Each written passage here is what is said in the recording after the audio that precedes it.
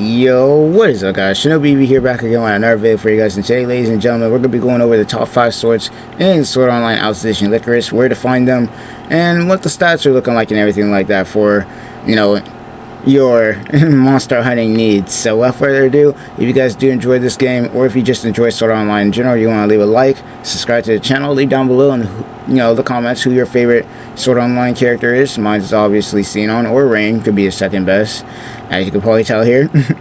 And without further ado, let's go ahead and get straight into this.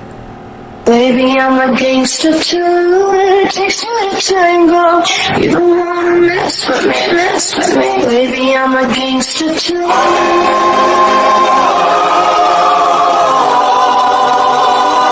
I'm a gangster too.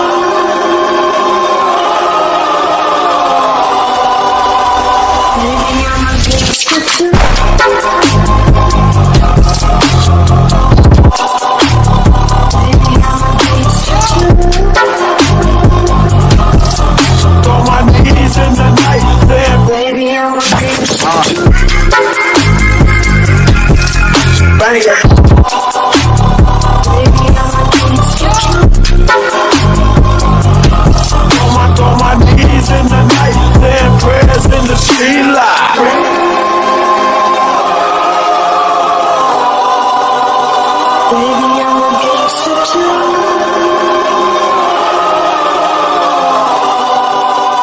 Alright, and we are back. So first we're going to go ahead and start off with some honorable mentions here, so that we can be able to kind of just like go through the history of what the best swords in this game have been. So honorable mentions, we're going to be talking about the Skyrend, biggest honorable mention of all. This sword used to carry so hard before the Light Wolf was introduced, and the Earthshaker as well.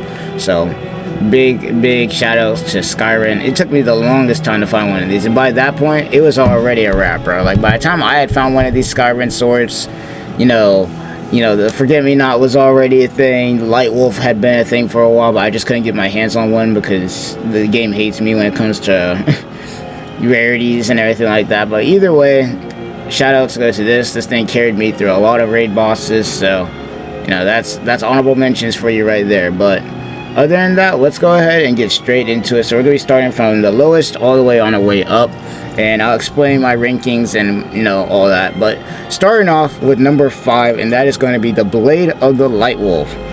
So this sword you can get from the North Raid in Extreme, and in fact they've even added more weapons to the Extreme mode, so it's going to be a little bit harder to get this thing, but at the same time I think the drops have been a little bit better as well, considering the fact that they have been handing me these things and I had to get rid of them because they were all kind of bad. In fact, if I'm correct, this is probably the best one I've gotten so far, so not too bad. It gives you a good, decent attack, some accuracy. It's like an early game sword at this point in the game. With this game and how it is right now, this is like the early game sword outside of the Skyrend. But even then, it's like you got better swords than this. This is why it's number 5, because there are better swords that you can get a lot easier, honestly, in my opinion, than this. So that's why I put it at rank number 5. It's a decent early game sword, just in case you're just getting into the game learning combos. It still does a lot of damage, don't get me wrong, but it's not exactly plus 30 worthy of a sword, but still a decent sword all around. Once again, you can get this in the North Raid and in the Extreme mode, and it's not too bad. But without further ado, let's go ahead and move on to our next sword, and that is going to be the next one, and that's going to be the Alloy Sword. Now, the only reason I'm putting this thing at number 3 is because it just lacks a lot on dexterity and attack, which is what you want to focus on a lot when it comes to, dual wielding. Now, single-handed swords, there could be a debate for that, but as it is right now, the Alloy Sword is going to be taking 4th place. The Forget Me Not, on the other hand, which you can get for free, that's taking 3rd, and I'll explain that in a minute. But this sword right here, this is the best you're going to get right here, in my opinion. Sword of the Goddesses Plus, increasing the attack and skill speed by 10%. And you also got Rising Spirit on it. I mean, what's not to love? And it has a decent attack, decent accuracy, so agility and strength. So not bad if you want to dual wield it as well. If you want to dual wield 2 of these, it could do some pretty huge damage, but also gives him some decent max HP as well. So not too bad. I like running this on Rain because she's kind of my buffer. I kind of go and buff me first, then I buff with her, and then so on and so forth. Especially since she has Sword of the Goddess and Combat Ready on the Almighty Steel Edge, which we will get into in a second. But otherwise, you're going to be finding this sword in a lot of places. So this sword you can find everywhere. Like, you can find it in the extreme mode. Well, not the extreme mode. You can find this sword in pretty much any, in my opinion, I'm pretty sure, of the DLCs for the certain characters. Like, you can find it with Xenons, you can find it with T-Says, you can find it with Ronies, which is new. You know, you can find it with Leafless as well, which is right over here in the Sealed Sanctuary. You know, there's a lot of places you can get this sword. Hell, you could even find it in the Lordale Desert. There's a lot of extreme weapons you can find there if you're lucky. So, it's not too hard to find. You know, it's hard to get a decent roll. Let me tell you that much. It's hard to get a decent roll on this sword, even though it doesn't look that way, considering I have, you know, a lot of them now, but that's mostly due to all the farming I did. Before, I was getting swords like these and it wasn't too good. Like, it was looking iffy, but I started getting these ones, which honestly I don't know what I'm gonna do with them. I really don't know what I'm gonna do with them. They're gonna be sitting in my inbox for a while, I guess, but other than that, it's not too bad. It's not too bad of a sword. But moving on to ranked sword number 3, and they give you this one for free. And honestly, if you could farm this thing, let me tell you, if you could farm this sword would be a monster, bro. This sword would be a monster to farm. But since they only give you one in the Forget Me Not DLC, which is where you get it from, there's no specific dedication area for it. They just give it to you for free, and it upgraded a lot of people's builds. So thank you all, Bandai, for giving us this sword. It looks lit. You know, it carried us through a lot of dungeons. You know, especially me. I was stuck with the Skyrim until I got this thing. So not too bad. You know, as you can see, I almost got to plus 50 before I got the big boy himself, which we'll get into later. But this sword is not too bad. It gives you strength, dexterity, accuracy, attack, crit, special accuracy, and a pretty awesome enhanced armament. So it's not too bad. In fact, like I said, the only reason I'm putting this thing at number 3 is because you cannot farm this thing. You only get one, and that is all. If you get rid of it, like let's say I wanted to switch all the levels off of this thing and put it onto like a Skyrim, so for some stupid reason, this sword is gone for good. Like, you won't be able to get it back unless you didn't save, and then at that point it won't count. But yeah, no, this sword's pretty decent. If you get it, you can get through some pretty tough dungeons, but when it comes to the Supreme raids, you're definitely going to be wanting to go ahead and get some upgrades, which we'll be talking about later. But overall, pretty decent sword, but you can't farm it, and that's why I put it at number 3. Now, sword number 2, and this sword was the best sword in the game for the longest time. The Almighty Steel Edge, best sword in the game, for a good reason. This thing's attack, dex, you know, defense, and it also got some more attack on top of that. It just hits hard, and if you do wield it, it's amazing. It's an amazing sword. Now, there's 2 different variations of this sword, obviously. You know, you got the one with the clear mind and 2 contenders, which isn't too bad, but the one you really want, and this is the one I'm still trying to upgrade on Ren right now, is the Almighty Steel Edge, which Essence of the Blade, so you got skill connect, opening time plus 50, and the combat ready skill. Now, what this combat ready skill does is not only does it give you an HP recovery of full, so like you use this thing, let's say if you're damaged or something, it's going to give you back all your HP, but it's also going to regen all of your SP, and it's going to regen all of your arts gauge at the same time. So this is basically like a galvanized, but you don't, like, it's a galvanized but better because it gives you all those other stuff. Now, if you're using a 1 HP build, it's kind of suck because the HP recovery, but other than that, pretty good. In fact, anything, if Combat Ready Plus didn't have the HP recovery on it, everybody would probably be running this thing on their 1 HP builds. So it is what it is there, but overall, it has some pretty decent damage, some pretty good passes on it, you know. And if you want to find this sword, you can find this sword also in any of the DLC character events, but you're going to mainly find this sword if you go to the Supreme East, West, or even, like, it's honestly, if you just go into Supreme anywhere, you can find this sword, and it's not too bad.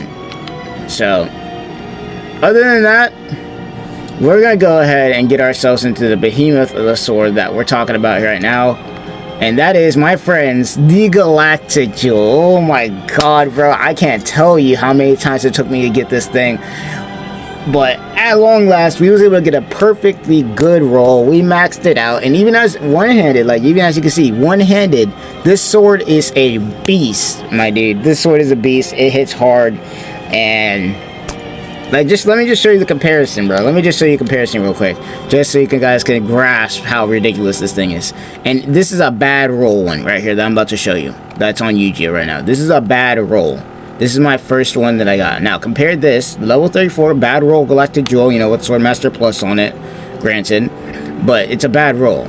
Like, this thing still gets outclassed by Rain's, you know, All Might Steel Edge a little bit when it comes to dexterity. But strength-wise, it still beats it out, which still is like that still is ridiculous. But look at this. Look at the Forget-Me-Not, which I might add was second best sword at one point until the Galactic Jewel came out. Now look at this, plus 47. I might add. Look at it, plus 47, 129 strength, dex of 48. Now look at Yu-Gi-Oh's. At plus 34, this thing is almost about, if I'm not correct, actually no, it surpassed it. If it surpassed the Forget-Me-Not in strength, dexterity, it surpassed both of them on dexterity. And it even has a better accuracy, in my opinion. Let me see. No, accuracy could be worked on a little bit, but that could also be because, you know, this thing's plus 47. But you guys are seeing that, right? That's at plus 34, I might add. This thing is a monster, bro. It is a freaking monster. And let me tell you, the best way to get this thing, honestly, in my opinion, it's hard to get. The drops on this thing, it's insane. Like, you will not have some good luck when it comes to this thing. But there is a way to fix that, and I'll show you in a second. Alright, and we are back. So if you're wondering why we're in the cube, I'm about to show you why. But like, a good way to help fix your rare win rate is you only want to use these. The Solace's Favors right here have saved my butt so many times. I would probably be still to this day looking for this if I didn't look that. Now, of course, you'd have to use your cube tickets in order to do that, and it's luck-based, but this is one way to do it, though I'm pretty sure the game did give everybody some of these, or at least some form of luck. There's also the Solace's Grace. This is also another one you could use. Now, this one, in my opinion, is probably the one you best believe you want to use. I got 8 of them left, and I'm saving them, because who knows what busted sword or bow or what they're going to come with next. But this is the one you want to use if you don't have this one. This one definitely takes priority. Increases rare drop rate of items for 1 hour. And it's a remarkable effect. And I'm pretty sure it's 5% if I'm correct here. But that's one way to do it. And there's also some other ways as well. And I'll be right back to show you those. And we are back here. Now, if you want to increase your luck some more, another way you can do this is by equipping your team with the anima called Luckster. Now, if you don't know what Luckster does, which I'm pretty sure a lot of y'all do, but for those of the ones who don't know what Luckster does, what Luckster will do for you is it literally randomly boosts the drop rate and drop amount based on the highest party member with the highest stat, which is pretty dang good if you do ask myself. So that's not too bad. Of course, Studious also does it as well. But I like Luckster. That's what's been working the best for me, and it just works. It just works like a charm, bro. Cautious is also a pretty good one if you don't want to be spotted by enemies. But if you want some good luck, Luckster is definitely the one you go by. And as you can probably tell, yeah, no, I got all my characters running it. So if you want to go ahead and try and get that, you know, Almighty Steel Edge, not Almighty Steel Edge, that Galactic Jewel, or even an Almighty Steel Edge, hell, screw it. You're definitely gonna want to go with that. But without further ado, I'm gonna go ahead and showcase the Galactic Jewel for you. I hope you guys enjoy. I'll see you guys at the boss room.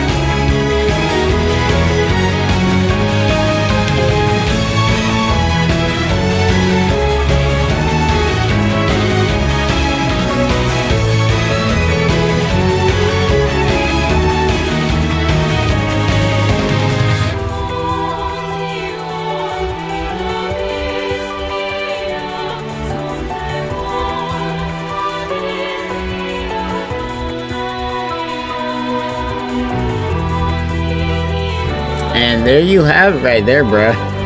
You saw the damage. Sword's busted, man. We pretty much got like 100, what was it, 144 something combo on it, and that was extreme mode. Well, not extreme mode. Yeah, that was an extreme boss on hard mode. I didn't do death game, but either way, not too shabby if I do say so myself. And we got an Arctic pillar, not bad.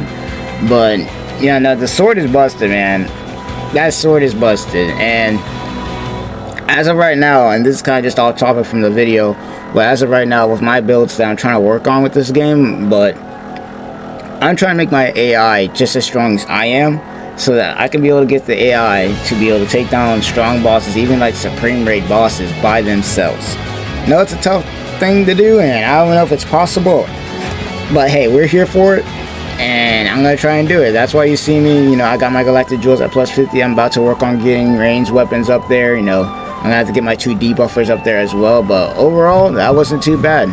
Not too bad at all, if I do say so myself. So without further ado, I think that's where we're going to end the video today. And other than that, that's the top 5 swords in Sword Art Online. So if you guys did enjoy the video, then definitely you're going to want to leave a like, subscribe to the channel, and also if you guys want to friend me on Xbox, if you guys do play this game, I do have my, you know, my player name right here, so ShinobiEevee, same as my YouTube channel. So without further ado, I think that's where we're going to end it. So if you guys want to see any more Sword Art Online content from me, I'm going to be doing a Sword Art Online Hollow Realization, you know, review, since I just got done playing the game, and you're going to be seeing that pretty soon. But other than that, hope you guys enjoyed.